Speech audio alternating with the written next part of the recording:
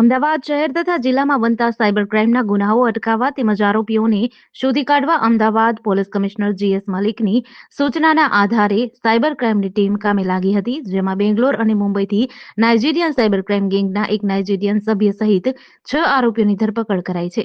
નિહાર અમરજીત વર્માની ફરિયાદના આધારે આ આરોપીઓને પકડવામાં આવ્યા છે. સદર ગુનાના કામે નાઇજીરિયન ગેંગ દ્વારા ભોગ બનનારનો ઓનલાઈન માધ્યમ દ્વારા સંપર્ક કરી ઓછા ભાવે કેમિકલ ખરીદીને આફ્રિકામાં વધુ કિંમતે વેચવાની લાલચ આપી છેતરપિંડી આચરી હતી.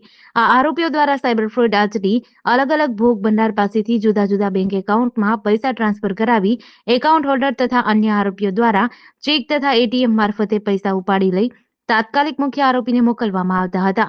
હાલ તો પોલીસે 6 આરોપીઓની ધરપકડ કરી કાયદેસરની કાર્યવાહી હાથ ધરી છે.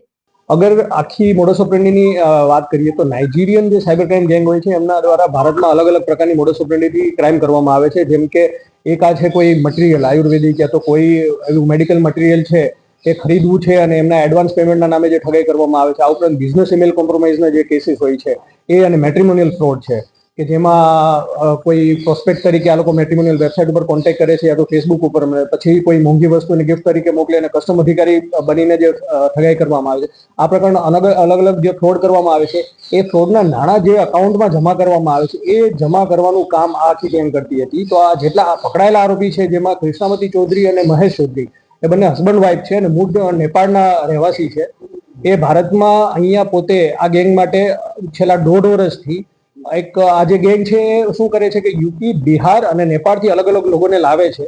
એમના નામે એક ટેમ્પરરી સ્ટે મુંબઈમાં કે કોઈ અન્ય જગ્યાએ ગોઠવી અને એમના નામે પ્રોપ્રાઇટરશિપ ફોર્મ બનાવે છે. જેમ કે કરંટ આરોપી જે છે કૃષ્ણામતી ચૌધરી, એનો કૃષ્ણા એન્ટરપ્રાઇઝ બનાવવામાં આવ્યું હતું. મહેશ ચૌધરી છે એમના નામે લક્ષ્મી એન્ટરપ્રાઇઝ કરીને અકાઉન્ટ બનાવવામાં આવ્યું હતું. અને પછી આ ફોર્મના નામે અલગ અલગ બેંકમાં 15 થી 20 જેટલા અકાઉન્ટ ખોલાવે છે અને આ અકાઉન્ટોનો ઉપયોગ છે એ નાઇજીરિયન ગેંગ દ્વારા જે ફ્રોડના નાણાં જમા કરવા માટે આવતો હતો. તો જે કૃષ્ણામતી ચૌધરી છે અને મહેશ ચૌધરી એમને આ અકાઉન્ટ ખોલાવવા માટે છેલ્લા 1.5 વર્ષમાં અત્યાર સુધીમાં 6 થી 7 લાખ રૂપિયા કમિશન મળેલું છે. અને ખાલી કૃષ્ણામતી ચૌધરીના જ અલગ અલગ અકાઉન્ટમાં અત્યારે 5.5 કરોડના ટ્રાન્ઝેક્શન મળી આવેલા છે. અને અમે અન્ય જે બેંક અકાઉન્ટ છે એમની વિગતો હજી ચકાસી રહ્યા છીએ. આ ઉપરાંત જે મુખ્ય 3 ઇન્ડિયન આરોપી છે કે જેમાં સલીમ શેખ, ડોક્ટર કુર્મી, જેનું નામ ત્રિજુગીલાલ કુર્મી છે, પોતે જે ડોક્ટર કુર્મી છે BHMS નો અભ્યાસ કરેલો છે અને ક્લિનિક ચલાવે છે મુંબઈમાં, અને રાજેશ સરૂજ, આ ત્રણે એક મોટું નેટવર્ક ચલાવતા હતા. જેમાં જે સલીમ છે છેલ્લા 10 વર્ષથી એવા નાઇજીરિયન આરોપીઓ સાથે મળીને કામ કરે છે. સલીમ પહેલા એક દિનેશ પાંડે નામની વ્યક્તિ સાથે મળીને કામ કરતા હતા અને આ દિનેશ પાંડે નાઇજીરિયન ગેંગ સાથે સંપર્કમાં હતા, જેમનું એક અકસ્માતમાં મૃત્યુ થતા પછી સલીમ ડાયરેક્ટ નાઇજીરિયન ગેંગ સાથે કામ કરે છે.